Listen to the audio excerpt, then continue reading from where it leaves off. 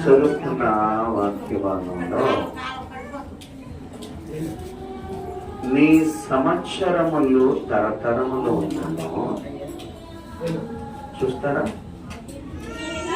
ఆదియందు నీ భూమికి పునాది వేసితివి, ఆకాశములు కూడా నీ చేతి పనులే, అవి నశించిన గాని నీవు నిలిచి ఉండు. చూడండి, ప్రభువా నీవు తరతరాల నుండి తరతరాల నుండి నీవు మాకు ఉన్నావు. నువ్వు ఆది దేవుడు. భూమి ఆకాశములు కూడా నీవు అధికారండి. ఆది యందు నీవు భూమికి పునాది వేసి ఉన్నావంట. దేవుడు మాట ఇది చూసుకున్నట్లయితే ఎప్పుడు పునాది వేసాడు దేవుడు? ఆదిలోనే దేవుడు భూమికి పునాది వేసి ఉన్నాడనమాట. అయితే ఇవన్నీ కూడా ఏమైపోతాయండి? ఇవన్నీ కూడా నాశనం అయిపోతాయి. ఇవన్నీ కూడా నాశనం అయిపోతాయి. కానీ నాశనము అవ్వలేనిది ఒకటి ఉన్నది. చెప్తారా? ఇంకా కాదండి. ఆది యందు నీవు భూమికి పునాది వేసితివి అంటున్నాడు. దేవుడు వచ్చే రాకడలో ఈ పునాది వేసిన ఈ యొక్క భూమి ఆకాశములను గతించిపోతాయంట. అవునా కాదా? దేవుడి స్తోత్రం చెప్పండి. ఎస్, గతించిపోతాయి తల్లి, గతించిపోతాయి. అయితే ఆకాశము భూమిని గతించిపోయిన ఎరే ఈ యొక్క మాట మాత్రము గతించిపోదంటున్నాడు. దేవుడి స్తోత్రం, హల్లెలూయా. రెండోది ఇంకో మాట అంటున్నాడు, ఆకాశము భూమి గతించిపోతున్నాయి, నీ సంవత్సరము తరతరములు ఉండేను, ఆకాశము కూడా నీ చేతి పనులే, అవి నశించిన గాని నీవు నిలిచి ఉండవు, అవన్నీ వస్త్రం వల్లే పాత గిల్లును, ఒకడు అంగవస్త్రము తీసివేసినట్లు నీవు వాటిని తీసివేసిదవు, అవి మార్చబడను, నువ్వు ఏకరీతిగా ఉన్నవాడవు. దేవుడి స్తోత్రం, హల్లెలూయా. మనం ఈరోజు బట్టలు వేసుకొని మరలా అవి తీసివేస్తాం. తీసివేస్తామా? అయితే దేవుడు ఈ ఆకాశాన్ని నశింపజేస్తున్నాడు, భూమిని కూడా నశింపజేస్తున్నాడు. మనం అందరం కూడా చివరి దినాల్లో ఏమైపోతాము? అందరం కూడా ఆయన తాకిడికి మనము కూడా పాపము చేసిన వారు అగ్నిగుండంలోనికి, మంచి చేసిన వారు ఆయన పరిశుద్ధమైన స్థలములోనికి వెళ్ళడానికి అవకాశం ఉంటుంది. అయితే ఆయన మానవ యొక్క హృదయంలోనికి ప్రవేశపెట్టిన ఆత్మ మాత్రము నశించిపోదు. దేవుని స్తోత్రం, హల్లెలూయా. ఎవరు చేసిన పాప పుణ్యాల కొరకు వారి తీర్పులోను ఉండి తరతరాలు కూడా ఆ నిత్య అగ్నిలో మండుతూనే ఉంటారంటండి. ఆకాశము గతించిపోయినా, భూమి గతించిపోయినా, మనం చేసిన చెడు కార్యాలకు, మనం చేసిన చెడ్డ పనులకు మన యొక్క అంతరాత్మ, మనలో ఉన్న ఆత్మ ఏమవుతుందండి? ఆయన ఎంతవరకు నశింప చేస్తాడో ఆ అగ్నిలో పడి మనము కాలుతూనే ఉంటాం అన్నమాట. అయితే భూమి మాత్రము గతించిపోతుంది, ఆకాశము గతించిపోతుంది. మరలా ఆయన కొత్త భూమిని, క్రొత్త ఆకాశమును సృష్టిస్తాడు. కానీ మనలో కొత్త ఆత్మను ఆయన సృజించుడు, పెట్టడు. ఇంకా ఆయన ఎప్పుడైతే మన నాసిక రంధ్రాల్లోనికి జీవాన్ని ఆయన ఊదేడో, నువ్వు ఎప్పుడైతే ఈ లోకంలోనికి వచ్చే పాపానికి లోనైపోతున్నావో, నువ్వు తర్వాత మరోసారి నీకు నూతనమైన ఆత్మను ఓదాలంటే కష్టమే. ఈ భూమి ఆకాశమును గతించిపోయిన తర్వాత నీవు యుగ యుగాలు కూడా ఆ మండుతున్న అగ్ని గుండములో నీవు మండుతూనే ఉండాలన్నమాట. దేవుని స్తోత్రం, హల్లెలూయా. అందుకనే అంటున్నాడు ఏంటంటే నీ సంవత్సరములకు అంతము లేదట. దేవుని స్తోత్రం, హల్లెలూయా. ఆయన సంవత్సరాలకు ఇంకా అంతమే లేదంటండి. అంతము లేనప్పుడు నువ్వు ఎప్పుడైతే నూతనముగా ఆయన యందు జన్మిస్తావో ఈ భూమి ఆకాశము కూడా గతించిపోయినప్పటికీ నీ యొక్క సంవత్సరములు కూడా అంతము ఉండదు. ఆయనతో తరతరాలు కూడా ఆయన స్తుతిస్తూ కొనియాడుతూ ఆయనతోనే ఉండడానికి వేవేల దూతలతో నీవు నేను సంతోషించడానికి గొప్ప కారణం ఏంటంటే నీలోను నాలోను పాపము లేకుండా చూసుకోవడమే. దేవుని స్తోత్రం, హల్లెలూయా. అందుకే ఆయన మహానుభావుడు అంటున్నాడు, నీ సేవకులు కుమారులు నిలిచి ఉందురు, వారి సంతానము నీ సన్నిధిని స్థిరపరచబడును. అంటే సేవకులు అంటే ఎవరండి చెప్పాలి? సేవకులు అంటే ఎవరు? మనం అందరమును కూడా. దేవుని స్తోత్రం, హల్లెలూయా. దేవుడు ఈ వాక్యాన్ని ఒకసారి మరలా చదవడానికి ఎవరైనా ఇష్టపడతారా? చూడండి, 102వ కీర్తన 28వ శరణములు.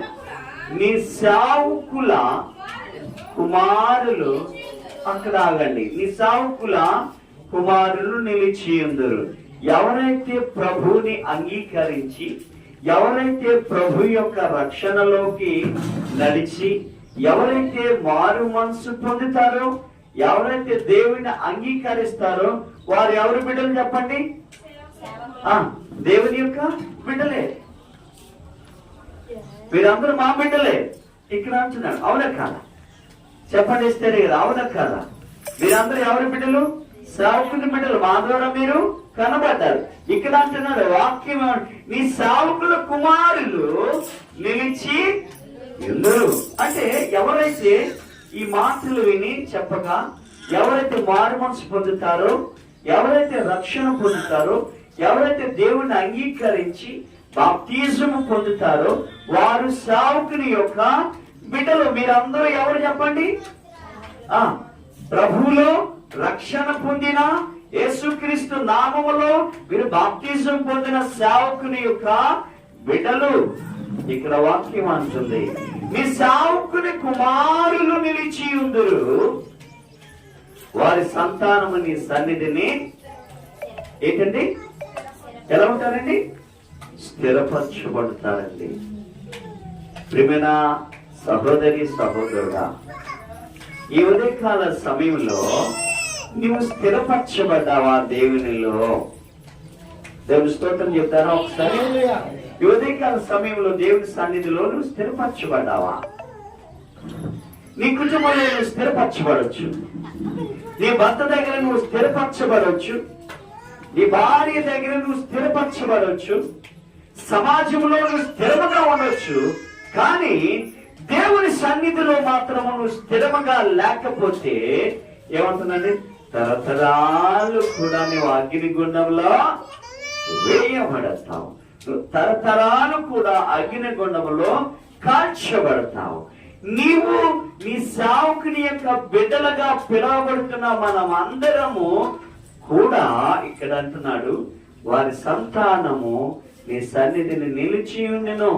ప్రియమైన సహోదరి సహోదరుడా, ఈ ఉదయకాల సమయంలో నువ్వు నిలిచి ఉంటున్నావా? దేవుని సన్నిధిలో నువ్వు స్థిరపరచబడ్డావా అంటున్నాడు కదా. ఆకాశము భూమియు గతించిపోవును గాని నా మాటలేమి కూడా పొల్లు పోదు అంటున్నాడు.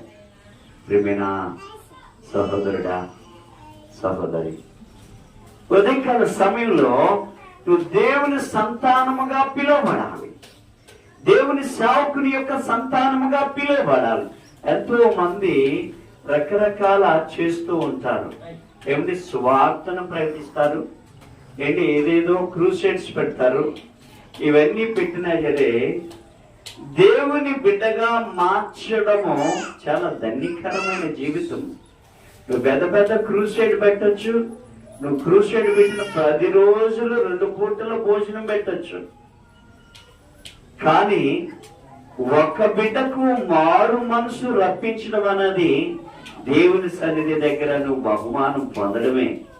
ప్రియమైన దేవుని బిడ్డలమైన మనము మరి నీ భర్తకు మారు మనసు రప్పించాలంటే నీ ప్రార్థన ఎలా ఉంది?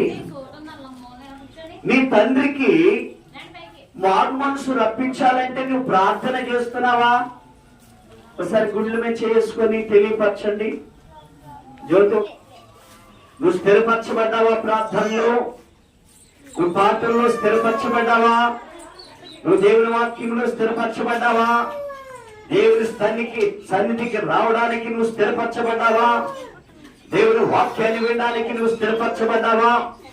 ఆయన ప్రేమతో నిర్మించిన ఈ యొక్క భూమి ఆకాశము కూడా గతించిపోతాయి, కానీ నీవు గతించిపోవే. నీ పనులు, నీ ఉద్దేశాలు, నీ తలంపులు, నీ చూపు, నీ ఆలోచన, ప్రతి క్రియ కూడా దేవుని యొక్క సన్నిధానంలో నువ్వు లెక్క చెప్పవలసిందే. దేవుని స్తోత్రం, హల్లెలూయా. ఆ లెక్కకు ఫలితముగా నిత్యముగా ఆయన సన్నిధిలో ఉంచావా? నిత్యము నువ్వు అగ్నిగుండములో, నువ్వు మండుచున్న అగ్నిగుండములోనికి వెళుతావా? దేవుని స్తోత్రం చెప్తావు ఈ సమయంలో. హల్లెలూయా, హల్లెలూయా.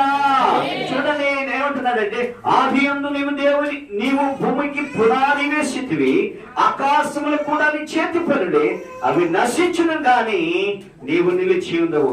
ఏమిటి దేవుడు? మళ్ళా ఈ వాక్యాన్ని మనము ఒకసారి ప్రేమ కలిగిన వారు ఎవరైనా చదవండి. 102వ కీర్తన, 102వ కీర్తన చూద్దాం. 25వ శరణము, 26వ శరణం. ఆదియందు నీవు భూమికి పునాది వేసితివి, ఆకాశములు కూడా నీ చేతి పనులే, అవి నశించును గాని ఏంటండి సాలేమరాజు గారు, ఇవి భూమి ఆకాశము నశించిపోతాయంట, కానీ నీవు ఏమా అర్థమైనా? ఒకసారి దేవుని స్తోత్రం చెప్తాం, దేవుని స్తోత్రం చెప్తాం. హల్లెలూయా చెప్పండి, హల్లెలూయా. పరిశుద్ధుడు, పరిశుద్ధుడు, పరిశుద్ధుడు, పరిశుద్ధుడు, పరిశుద్ధుడు అని నిత్యము దూతలతో కొనియాడబడుతున్న నా యేసయ్యా. వందనం ప్రభు, వందనం, వందనం ప్రభు, వందనం. దేవుని స్తోత్రం, హల్లెలూయా. ఆకాశము భూమి కూడా నీ చేతి పనులే, అవి గతించిపోవును గాని నీవు మాత్రము చెప్తాం, నీవు మాత్రము ఎస్ సాలేమరాజు గారు, నీవు నేను నిలిచి ఉంటాం, మనం అందరం నిలిచి ఉంటాం. భూమి నశించిపోతుంది, ఆకాశము నశించిపోతుంది, ఆయన ప్రేమతో చేసుకున్న బిడ్డలు మాత్రము నిలిచి ఉంటారు. అందులో ఎవరైనా తప్పు చేస్తే నిత్యము మండుచున్న అగ్నిలో వేయబడతారు. ఒకవేళ నీ పనులు నీ క్రియలు బాగుండే ఉండొచ్చు, నీ చూపు, నీ నడక, నీ ఉద్దేశాలు, నీ తలపు, ఇవన్నీ కూడా నువ్వు బాగుంటే దేవుని యొక్క సన్నిధిలో నీవు నిలిచి ఉండవు. తరతరాలు, 5 సంవత్సరాలంట, తరతరాలు వచ్చినాయంట, ఇంక లెక్కింప సఖ్యం కాదంట. అటువంటి మందిరంలోనికి నువ్వు వెళ్తావా? దేవుని సన్నిధిలోనికి నువ్వు వెళ్తావా? నువ్వు సిద్ధపడాలంటే. కానీ ఈ లోకంలో మనుషులు మనము కూడా ఏం చేయాలండి? మనం కూడా ఏం చేయాలి? పనికి వెళ్ళినప్పుడు సువార్తను ప్రకటించాలి. ఎవరికైనా మారు మనసు వచ్చేలాగా వారిని మోటివేషన్ చేయాలి. పదే పదే చెప్పాలి. నీ భర్తకు నువ్వు మోటివేషన్ చేయాలి, నీ తండ్రికి నువ్వు మోటివేషన్ చేయాలి, నీ అక్కకు నువ్వు మోటివేషన్ చేయాలి, నీ చెల్లికి నువ్వు మోటివేషన్ చేస్తే, వాక్యం కొరకు నువ్వు ఎవరిస్తే వారు మారు మనసు పొంది దేవుని సన్నిధిలో వారు రక్షింపబడడానికి గొప్ప ధన్యత వారికి మనం అనుగ్రహిస్తాము. మరి సువార్త చెప్పిన యొక్క పాదాలు ఎలా ఉంటాయండి? ఎంతో సుందరం అంట. ఆకాశంలో నక్షత్రాలను పోలి మన పాదాలు ఉంటాయంట. మన పాదాలంటే ఎవరి పాదాలంటే దేవుని సువార్తను ప్రకటిస్తాయో, ఎవరి పాదాలంటే దేవుని యొక్క సువార్తను ప్రకటించి మారు మనసును తీసుకొని వచ్చి బిడ్డలకు రక్షణ కల్పిస్తారో వారి యొక్క పాదాలే. అంటే మనం భోజనం పెడితే కాదండి, మన పాటలు పాడితే కాదు, ఊటాలు పెడితే కాదు, భోజనం పెడితే కాదు, ఒక మనిషిని మారిస్తే పరలోకములో ఉంటున్న వేవేల దూతలతో ఏంటండి సంబరాలు జరుపుకుంటారంటండి. దేవుని స్తోత్రం, హల్లెలూయా. దానికి నువ్వు ప్రోత్సహించాలి. మన జీవితాలు ఎలా ఉంటున్నాయో ఒకటి నేను చెప్పనండి. రండి రండి రండి అంటే కంటే ఓ మాట నేను చెప్తాను ప్రియులారా. ఇక్కడ వాక్యం ఒకటి చెబుతుంది. 2వ రాజులు రాసిన గ్రంథము, 2వ రాజులు రాసిన గ్రంథము 2వ అధ్యాయం, 2వ అధ్యాయం. ఎవరైనా త్వరగా తీసినట్లయితే పేజీ నెంబర్ చెప్పండి, మిగతా వాళ్ళు. 2వ అధ్యాయము 19వ వచనము నుండి 22. అంతటా ఆ పట్టణపు వారు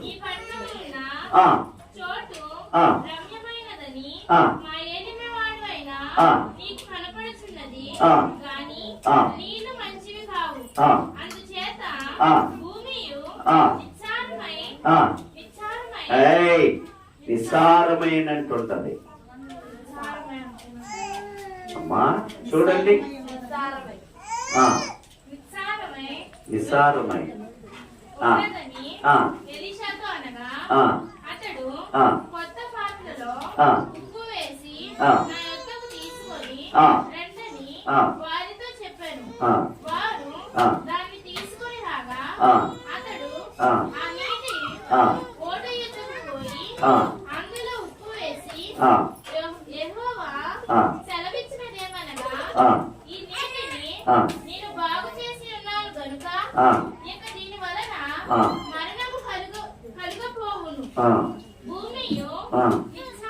నిస్సారముగా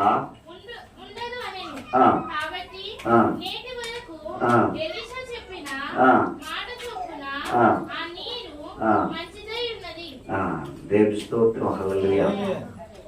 పిల్లరా, దైవ వాక్యంలో ఇది చాలా ఎలీషా భక్తుడు కనబడుతున్నాడు, మహాభక్తుడు. ఎలీషా అంటే అగ్ని. అంత భయభక్తులు గల వ్యక్తి. ఆయన చుట్టూ అగ్ని రథాలు ఉండిన మహానుభావుడు ఎలీషా గారు. ఎలీషా గారు ఒక పట్టణానికి వెళ్ళారు. ఒక పట్టణానికి వెళ్ళిన తర్వాత ఆ పట్టణంలో ఉన్న ప్రజలందరూ కూడా ఈ పాస్టర్ గారితో అంటున్నారు కదా, ఈ ప్రవక్తతో, అయ్యా మీరు చూస్తున్నారే ఆ పట్టణంలో ఒక మంచి కోనేరు ఉంది, ఒక చెరువు ఉంది. ఆ నీళ్లు ఎట్లా ఉన్నాయంటే మన బిస్లరీ వాటర్ లాగా. బిస్లరీ వాటర్ ఎలా ఉంటాయండి అమ్మా? మంచిగా చాలా ఏరా, అది బాటిల్లో ఉన్నాయరే, అది బాటిలా నీళ్ళ అన్నట్టు మనకు అర్థం తెలియదు. బిస్లరీ వాటర్ లో నీళ్లు ఎట్లా ఉంటాయో దానికంటే శ్రేష్టమైన నీళ్ళలా కనపడుతున్నాయి. ఎవరికి? పాస్టర్ గారికి, అక్కడ ఉన్న ప్రజలకు. ఈ పాస్టర్ గారు, ఎలీషా గారు, ప్రవక్త గారు అలా చూస్తూ ఉంటుంటే ఆ ప్రజలు అంటున్నారు కదా, అయ్యా దేవుని స్తోత్రం చెప్పండి, హల్లెలూయా. అందరూ చెప్తారు, చేతులు ఉన్న వారే చెప్పండి హల్లెలూయా. రైట్ అంటున్నారు కదా ఆయన. ప్రజలందరూ కూడా, అయ్యా మీరు చూస్తున్న ఈ నీళ్లు కనపడుతున్నాయే, ఆ కొన్నేరులో నీళ్లు చాలా రమ్యంగా ఉంటున్నాయంట. ఏంటి వాక్యమే కదా, చదివని కదా, ఎలా ఉన్నాయండి? చాలా రమ్యంగా ఉన్నాయంట. కానీ నీళ్లు మాత్రము చెప్పాలా సాలెంరాజు గారు, నీళ్లు మాత్రము చేదు, అవి మంచివి కాదు. ప్రియులారా, దేవుని యొక్క సన్నిధికి కానీ దేవుని యొక్క సంఘాలలో ఉన్న బిడ్డలు కానీ ఎవరైనా చూడ్డానికి నేటి దినాల్లో చాలా రమ్యముగా కనపడుతున్నారు. తెల్లని బట్టలు వేసుకుని, తెల్లని సారీ కట్టుకుని, ఉద్యోగస్తులు అంటే ఇలా ఇన్ని చేసుకుని, మేము ఇది చేస్తున్నాం, సువార్త చేస్తున్నాం, క్రూసైడ్ పెడుతున్నాం, అది చేస్తున్నాం, ప్రకటన చేస్తున్నాం అంటున్నాము. కానీ మనం చూడ్డానికి ఎలా కనపడుతున్నామండి ఇతరులకు? ఆయన మంచోడే, ఆయన ఉద్యోగం చేసుకుంటూ మంచి పని చేస్తున్నాడు, ఆయన సేవ చేస్తూ మంచి పని చేస్తున్నాడు. ఆ బిడ్డలో మామూలు చర్చికి వెళ్తూ చాలా ప్రార్థన చేస్తున్నారు, పాడుతున్నారు అని కనపడుతున్నారంట. చాలా రమ్యముగా కనపడుతున్నారంట. దేవుని స్తోత్రం, హల్లెలూయా. కానీ హృదయాలు మాత్రము చెడ్డవి. దేవుని స్తోత్రం చెప్తారా? హృదయాలు మాత్రము చెడ్డవి. అయ్యా ఎలీషా గారు, మీరు చూస్తున్న కోనేరులో నీరు తెల్లగా రమ్యముగా కనపడుతుంది, కానీ అది చేదయ్యా, చేదు. అది మనం కూడా ఎలా కనపడుతున్నామండి? పెద్ద చర్చలకు వెళ్ళినా, పెద్ద సంఘాల్లోనికి వెళ్ళినా, చిన్న సంఘాలకి వెళ్ళినా, వాక్యం చెప్పినా, పాటలు పాడినా, క్రూసైడ్ పెట్టినా, 3 రోజులు ఏంటండి కోడి మాంసం, మేక మాంసంతో భోజనాలు పెట్టినా రమ్యముగా జరిగినట్లు కనపడుతున్నాయి. కానీ ఏ ఆత్మలో కూడా ప్రభు నిలిచి ఉండడం లేదు, ప్రభు తీపి లేదు, పరిశుద్ధాత్మ దేవుడు ఏ ఆత్మలో నిలిచి ఉండడం లేదు. కాబట్టి ఎంత క్రూసైడ్లో జనాభైనా, ఎంత చిన్న చర్చిలో జనాభైనా, పెద్ద చర్చిలో జనాభైనా, హృదయాలు మాత్రము చేదు. దేవుని స్తోత్రం చెప్తామండి. ఇట్లా చెప్తూ ఉంటుంటే ఆ ఎలీషా, ఆ భక్తుడైన ఎలీషా గారు అంటున్నారు కదా, ఎంతో అయిన పాపము దేవుని సన్నిధిలో ప్రార్థన చేసి కృంగిపోవచ్చు. అప్పుడు అంటున్నాడు కదా, అయ్యా ఒక కొత్త పాత్ర తీసుకొని రండి. ఏమంటున్నాడండి? అబ్బా వింటున్నారా? ఒక కొత్త పాత్ర తీసుకొని రండి అంటే ఏంటి? కొత్త పాత్ర అంటే ఇస్తారు గారు, మాత గారు, మీ దగ్గర ఏ పాత్ర ఉంది? ఏ పాత్ర ఉంది? కొత్త పాత్ర తెమ్మన్నాడు. ఏ పాత్ర ఉంది? ఏ పాత్ర ఉంది? పాత పాత్ర ఉంది. అంటే నీ పాత చెడు పనులన్నీ కూడా విడిచిపెట్టి ఒక నూతనమైన పాత్ర తెచ్చుకున్నట్లయితే నీలో కరిగే ఉప్పు వేస్తాను. అది వేసిన వెంటనే ఆ నీరంతా తీపుగా ఉంటుంది అంటున్నాను. అందరూ చెప్పకూడదు ఈ సమయంలో, అందరూ చెప్పకూడదు ఈ సమయంలో. అది వాక్యమైన ఉప్పుని హృదయంలో వేసుకోవాలి. నీ నూతనమైన పాత్రగా నువ్వు మార్చుకోవాలి. నీ పాత హృదయాన్ని ఈ పాత్రను విడిచిపెట్టి నూతనమైన పాత్ర తీసుకుని వచ్చి వాక్యమైన ఉప్పు వేసుకున్నట్లయితే అట్లయితే నేటికి ఆ నీళ్ళు ఎలా ఉన్నాయంటండి? అరే చెప్పండి అయ్యా, చదువుతారా మరలా వాక్యము? చూడండి 22 చూడండి. కాబట్టి నేటి వరకు ఎలీషా చెప్పిన మాట చెప్పిన ఆ నీరు మంచిదై ఉన్నది. దేవుని స్తోత్రం, హల్లెలూయా. ఇప్పుడు క్రీస్తు పూర్వం జరిగిన సంఘటన ఇది. నేటి వరకు ఆ కోనేటిలో ఉంటున్న నీళ్లు ఎలా ఉన్నాయండి? ఎలా ఉన్నాయండి? చెప్తాం. ఎలా ఉన్నాయండి? చెప్పండి. ఎలా ఉంది? చెప్పండి. అందరూ చెప్తారు. ఎలా ఉన్నాయండి? నువ్వు బాప్త్యం తీసుకున్నప్పుడే కాదు, ఇటు తినాలి. నువ్వు పాటలు పాడినప్పుడే కాదు, నువ్వు కూటాల్లోనే కాదు, నువ్వు ఆదివారమే కాదు, లేదంటే శుక్రవారమే కాదు, రేపు జరుగుతున్న నింటి దినాల్లోనే కాదు, కానీ నేటి వరకు ఎప్పుడండి ఆయన ఆ కొత్త పాత్రలో తీసుకొచ్చి ఉప్పు ఎప్పుడు వేసాడండి ఆయన? అమ్మా ఇటు చెప్తారా? ఉప్పు ఎప్పుడు వేసాడు ఆయన? క్రీస్తు పూర్వం వేసాడు. ఎలీషా మా మహాభక్తుడు. అది నేటి వరకు ఎలా ఉందండి? చెప్తారా? నేటి వరకు ఎలా ఉంది? సింధు, నేటి వరకు ఎలా ఉంది? తీగనే ఉంది. మరి నువ్వు బాప్తిసం తీసుకున్నా కానీ ఇప్పటి వరకు నీ హృదయం ఉందా? తీగా ఉందా? ఉందా చెప్పండి. ఏదైనా తిరునాలు జరుగుతున్నాయి అనుకోండి, వెళ్ళిపోతున్నారు. ఎవరైనా ఏదైనా పోతుని ఎవరైనా వేసేది అనుకోండి, ఎక్కడికి వెళ్ళిపోతున్నారు. ఏదైనా జరిగిందనుకోండి వెళ్ళిపోతున్నారు. ఏదో అన్యక్రియలు జరిగే అక్కడికి వెళ్ళిపోతున్నారు. అది తప్పు తప్పు తప్పు. నేటికంటే ఆయన వచ్చే రాకడ వరకు ఏంటండి ఏమన్నా ఆయన ఏమంటున్నాడండి, ఈ గిన్నెలోనిది ఈ రొట్టె తిని ఈ గిన్నెలోని త్రాగి నేను వచ్చే వరకు కూడా ఎవరైతే జీవిస్తారో వారే దేవుని సన్నిధిలో ఎత్తబడతారు. వారే నూతనమైన పాత్రలో ఉప్పు వేసినట్లు తీగా, వారు నీళ్లు వేసినట్లు తీగా ఉంటారు. దేవుని స్తోత్రం చెప్తామా?